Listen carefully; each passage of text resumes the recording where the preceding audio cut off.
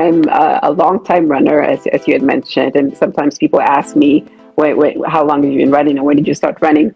I don't even remember. I just remember stories of my dad telling me that even before the age of 5, because I had so much energy, he would take me to the nearby baseball field, and he would start running, and I would just tear after him as fast as my little legs would carry me. And that's how my journey began. I knew where I wanted to go. I knew the impact that I wanted to leave.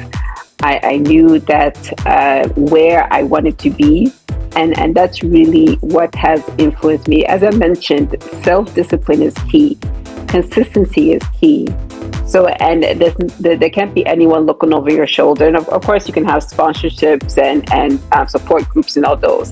But at the end of the day, there's no one who's going to be looking over your shoulder saying you need to do A, B, and C today, and tomorrow you need to do 1, 2, and 3, and the next day you need to do D, E, and F.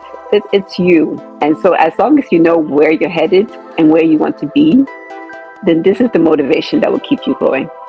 They're so vital. They're that sounding board to people who have very few people they can talk to, and who can hold up the mirror and saying, you're doing A, it's not working. Perhaps you should try to do B. Your way, some people like to garden, some people travel, some people talk to their best friend, but you need to find that way to release the pressures, right? Because if you don't find a way to release the pressures, we're only human. One day we will just explode. All of a sudden you start hearing news of the toxic work culture, the way juniors are treated, the way women are treated, the way minorities are treated.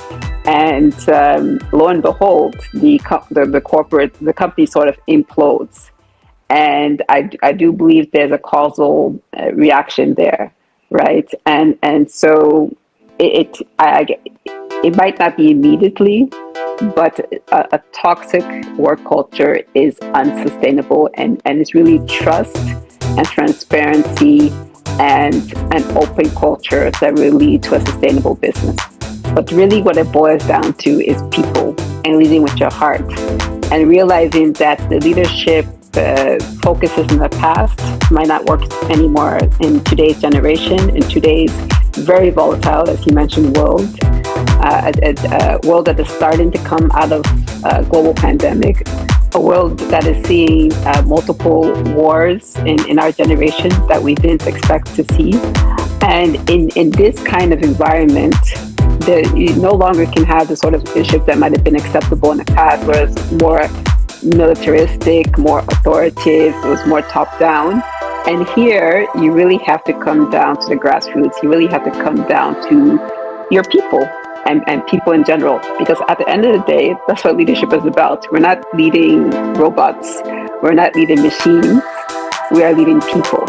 So people we have brains, but we also have hearts, and that's where you can find us.